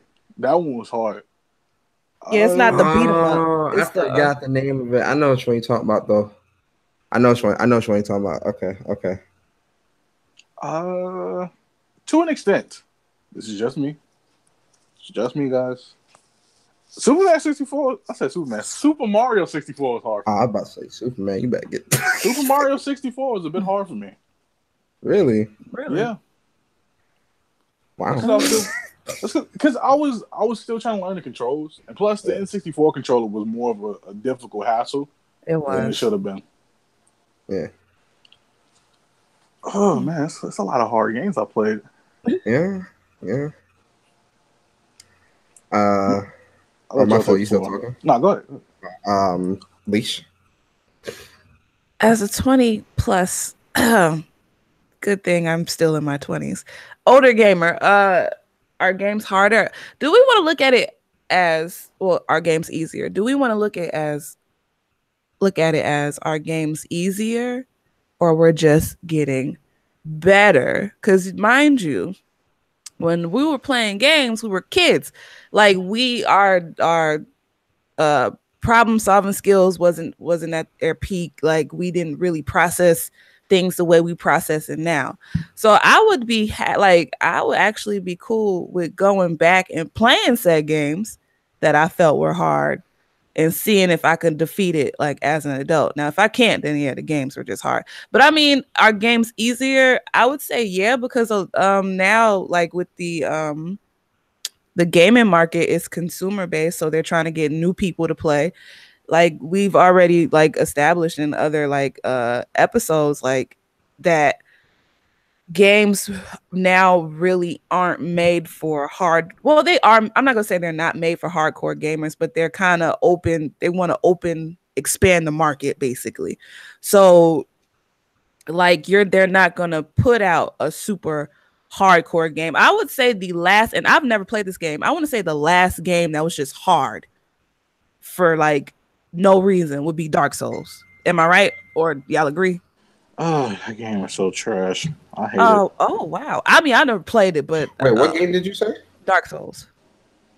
But from what I've seen from the gameplay that I watched. Okay. Yeah. Okay. Yeah. Okay. So It's like, just, I don't want to interrupt you, but it's just artificial. Go ahead. That'd be so funny. That'd be so funny. No, that'd be a fool, man. I get what you mean. Like, because those games are built to be hard. They're made to be hard. They're not inherently. They're not. Like, but honestly, weren't our games made to be hard? I feel like all those Disney games, they trolled kids. Like, they made it their sole purpose to troll kids. Because those games were unnecessarily hard. Lion King, the Pocahontas game, the Aladdin game, all of those were hard for no reason. I just want to get to the end. But no. That Aladdin game where you're in like the cave, I got stuck in that one part. And that wasn't even the halfway point. So, like, I mean, I get what Dark Souls is trying to do, but like, game developers aren't making games to be hard. They're making games so you could keep buying the series. So of course they're not going to pump it up, unless you want it to be like that. So yeah. Games that were hard for me, all of the Disney games, because those developers were sadists and they didn't like children. What else? What's a hard game? Crash Bandicoot would be another one for me. Basically for me, any platform game. I sucked at Spyro. What else? Y'all know how far back I gotta think. Do y'all understand how long I've been playing video games? I've been playing video games as long as Demi's been alive. Wow. Wow, yo, you've been sending shots.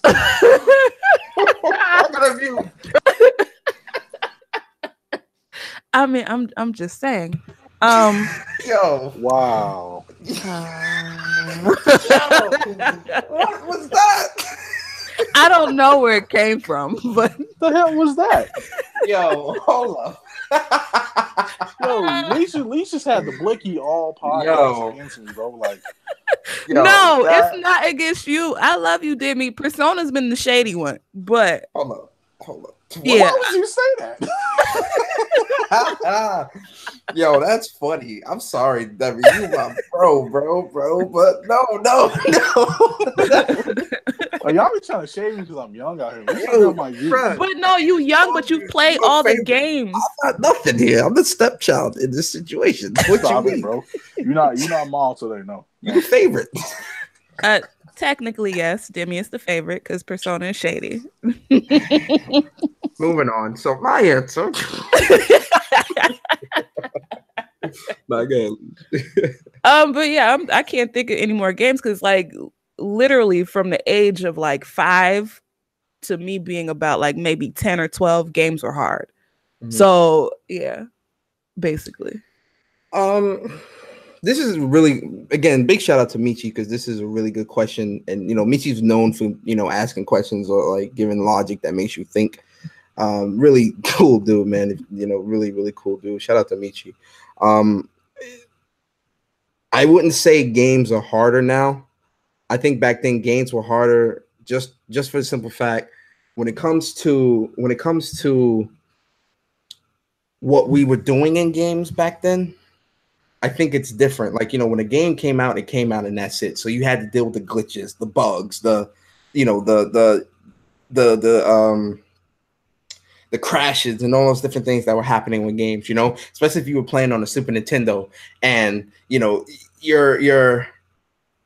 in the middle of a fight or something and it goes, and it's like all pixelated and it messes up and you got to pull out the cartridge and blow it. And you just lost all of that. Like all that's gone, so you can't do nothing about it. Like, that's it.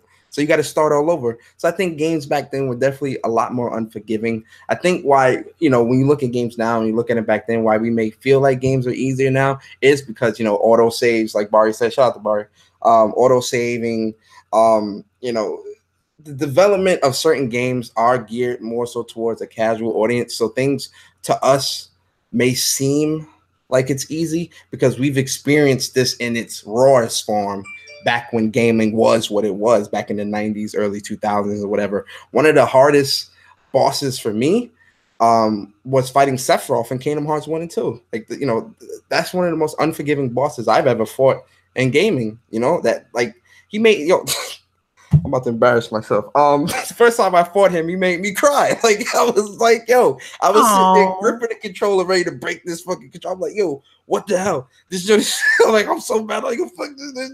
Like I was mad. Like what the hell? And then I remember when I first got into Pokemon as a kid, and I got to the Indigo Plateau to fight those trainers.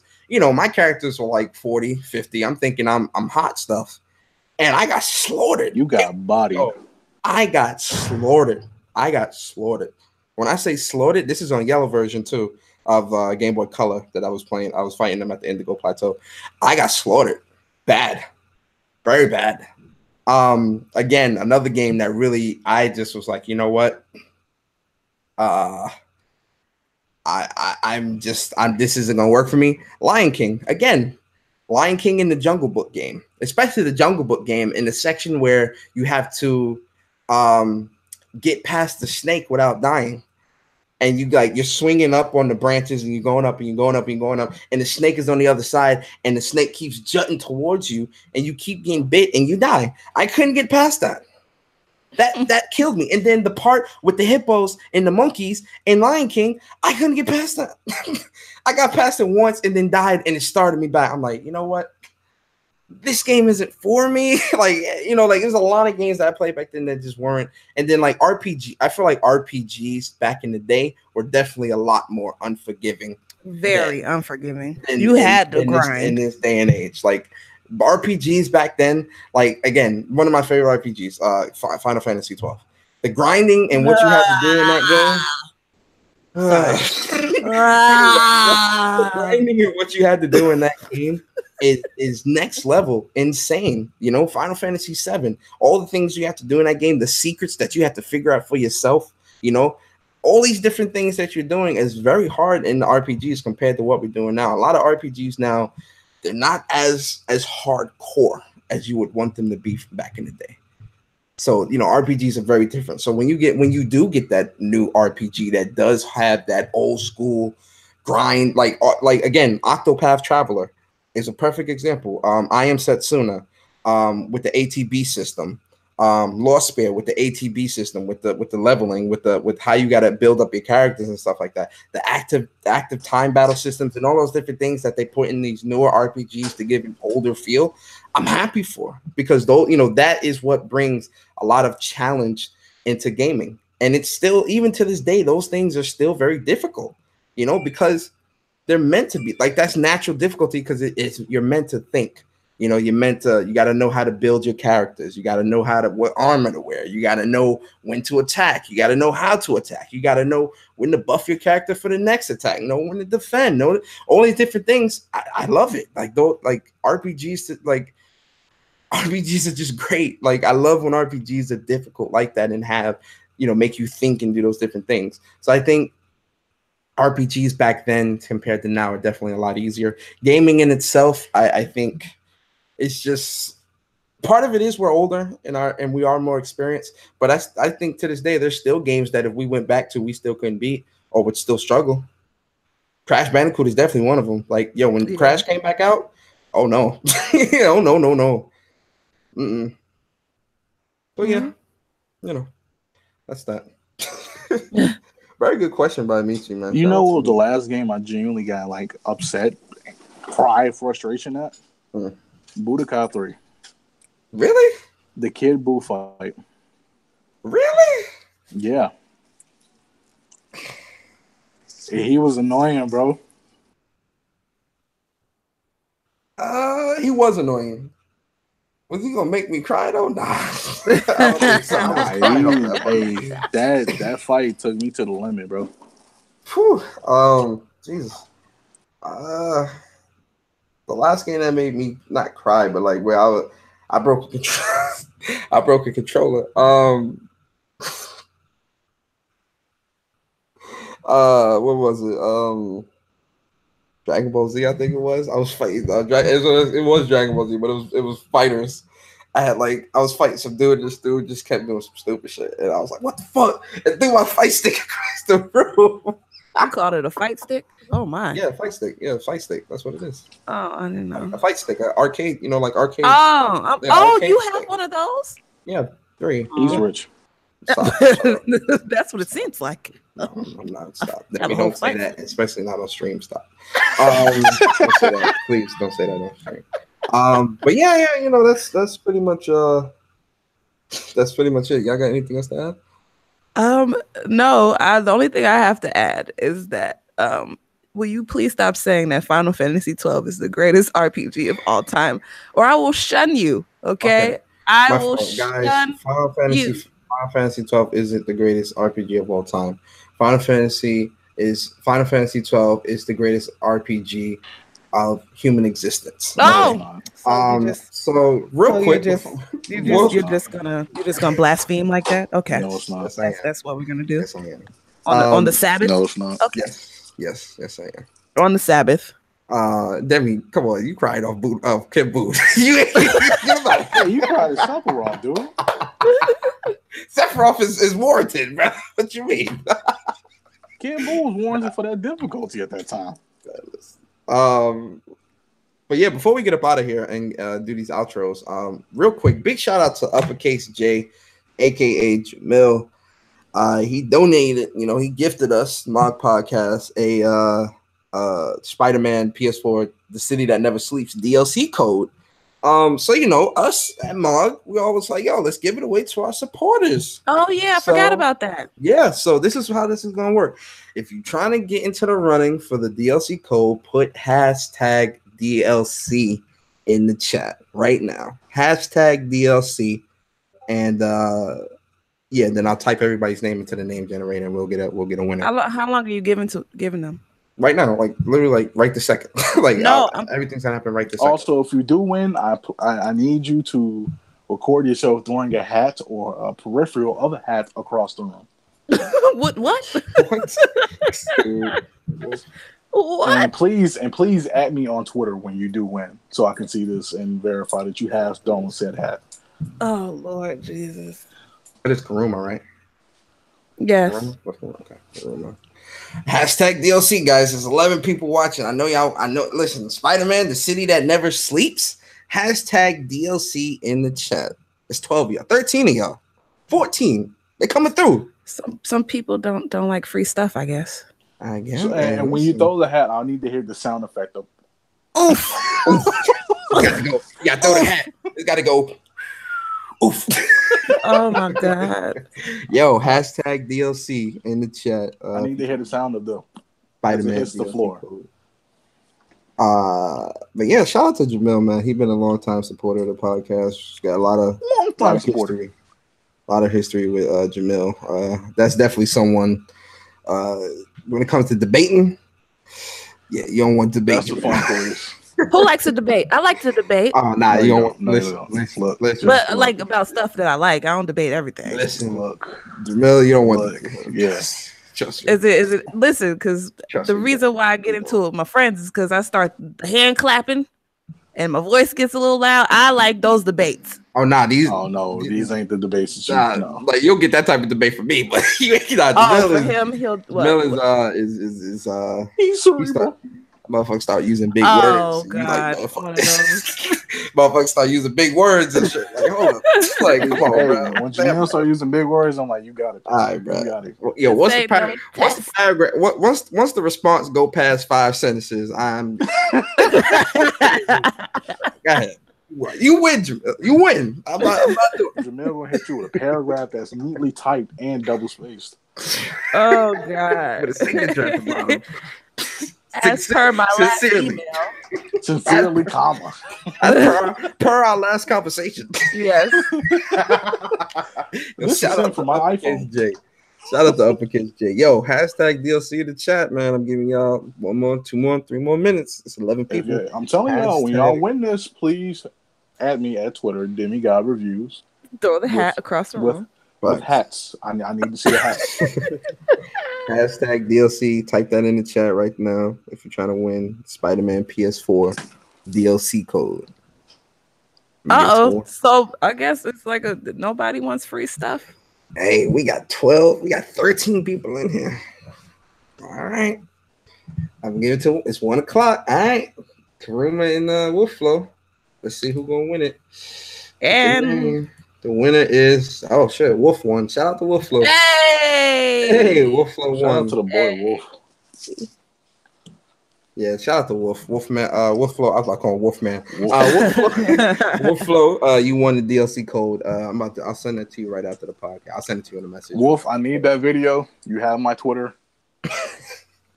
I was so serious. Shout out to Wolf, man. Shout out to Wolf for winning that. So yeah, with that being said, man, we are going to get into the outros now. Starting with you, Leash. Go ahead, give me the outro. Of course, ladies first, ladies first. Ooh, ladies first. Here we go. You guys can catch me on Twitch because that's what I do mainly now. Because I keep saying, yeah, I'm gonna do YouTube. I'm gonna do it, but just not right now. Okay, I'm trying to get my life together. So yeah, you can catch me on Twitch every Tuesday, Wednesday, and Friday. All basically at 11:30. Fridays is at 10:30 p.m. Eastern Standard Time. Right now, I'm just playing games until I find a game that I actually want to beat. It was going to be The Walking Dead, but that's not going to happen. Yeah. And on Sundays, I will be implementing an astrology stream. So if you want to know about your stars, if you want to know about your sign, if you want to come and get slandered like Persona does, please join me Sunday. It's probably going to start next month. It's probably going to be at 10:30 p.m. But yes, that is what I'm doing right now. Maybe I shouldn't say this, but whatever. If you live in Atlanta today, more than likely, I will be at AWA Anime Week in Atlanta. So, just at me on Twitter, whatever, if you want to link up. Since we'll be in a public area, I'm not scared of y'all. I come prepared and all of that good stuff. She says she got that blicky. So, yeah, that is what I am doing, and that is it. Hey, yo, guys, make sure you support Miss Leash. Capiche? All her links is in the description. Links to her YouTube for when she does Twitter, Twitch. All of that's in the description. Please go support my peoples. Please go support my peoples. Then we got my boy, Demi got reviews in the building. Give us your outro, bro.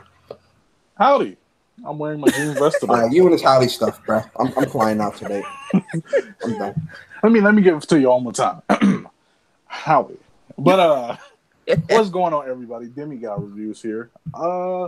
First of all, I'm gonna need you guys to help me out. Help boost up these views on these videos. I've been dropping content after content after content, and the views just do not represent that. I gave y'all a Spider-Man review that was 15 minutes, dog. 15 minutes of pure content. I did editing. I re-recorded certain lines because I didn't think they sounded good. I enunciated more. Help me out to help you out to help y'all out and help the growth. Wow! Come on. I pump up those numbers, kids. I need those. Okay. All right. Go check out the channel. I am dropping my video kit review today. I just dropped something on TellTale last night, talking about how I feel about it and the results of what happened. So go check that out. Go check out the Spider-Man review. I will be back on stream for Twitch tomorrow. Yay! I'll be there. Woo! I've been taking some time away to really work on my YouTube stuff. So I'll be back. I'll be streaming some Overwatch. Really getting in there. What else will I be streaming? Probably Paladins, because I've been playing a lot of that. Hey, if you get on Paladins, I'll hop on there with you. Run that healer combo. Okay, I'm with it. Monday, Capcom Collection review. That'll be up. I gotta finish the last game, and then probably by Wednesday or by Saturday will be the Transference review. Yakuza Kiwami 2, I still need some time on, because I still need to do some stuff with that. But yeah, that's it. Help the views, help the growth, please. Yeah. I'm working really hard at her, guys. Yes, you are, Jimmy. You are the greatest. You are smart. You are kind. You are not shady like other people. Oh boy. Anyway, make sure you seriously support my peoples, man. Support my peoples, man. Go. The links are in the description for all of their social links for everything. Also, if you haven't already, join the Mog Discord. The link to that is in the description as well. We grown, we up and coming, man. It's a chill place for like everybody. You know, it's not just PlayStation. It's not just there's no verses, nothing. You sure? Man, and it's just a place for everyone to come and have fun and talk games and post up news and make jokes, and it really is just a cool place for everybody. So come in, be respectful, of course, man. Don't come in here on that rah because either me, Demi, or at least someone gonna kick you out. I'm gonna keep it a buck. Yep. Or Bari, one of the mods gonna boot you, trust me. So don't come in here on that rah. But join the Mog Discord, please. Also, TOA, man. Listen, my TOA boys. Shout out to Upchuck Gaming and shout out to Jay Bari. The links to their channels is also in the description. The Jay Bari Show every week. Upchuck Gaming, his Plus on Block podcast every Tuesday, 8:30 Eastern on his channel. The links to both of those are in the description. Also, shout out to the TOA, the online circuit. Our next tournament is going to be Blaze Blue Cross Tag Battle. That's going to be really dope. I think that's happening next weekend. Make sure you follow TOA on Twitter at the official what is it? At the Online Arcade. Make sure you follow us on Twitch, the Online Arcade. Support the Patreon, link is in the description right now as well. Yeah, that's shout out to my TOA boys, man. We do tournaments. Everything that we do is out of our own pocket. No one's paying us. We're not sponsored or nothing. Sign up yet. Yeah, not yet. Mm-hmm. And to sign up to the tournaments is completely free. You don't have to pay anything. You just got to have an account with Challenge, which is also free, to be able to sign up to the tournaments. All we ask is that you read the rules, please. But yeah, with that being said, we're gonna get out of here, man. It's another Saturday podcast in the books, man. You guys started to put y'all started y'all mornings off right, and y'all starting y'all weekends all right. We appreciate y'all for chopping it up with us, chilling with us on y'all Saturday mornings. We hope you did enjoy. For anyone that is going to watch this later or watch this at work, I hope you're enjoying work. I hope we getting you through your day. I hope we got you through your day. And make sure you guys like, comment, subscribe. And again, Demigod Reviews, Least Capiche, please support them as well. Please support their channel, support their social links. Just go support them. And shout out to everyone in chat. Shout out to Karuma, man, been a big supporter. Appreciate it, man. Love you, Karuma. Shout out to Red. Shout out to Wolfflow. Shout out to Jay Bari. Shout out to Sarge. Shout out to Chris Cobra for coming through the platform live. Big Mike came through. Shout out to everyone that came through. Anyone that shout out to Upcase Jay. He was in the chat too. Shout out to him. Anyone that just listens and doesn't, because there's a lot of people that listen but don't write in the chat, which it's fair. You just want to listen. Shout out to you guys as well, man. Hope you guys enjoyed the show. Hope we could bring some enjoyment to you guys for the Saturday. And we'll see you next weekend, Saturday, same time, same place. Peace.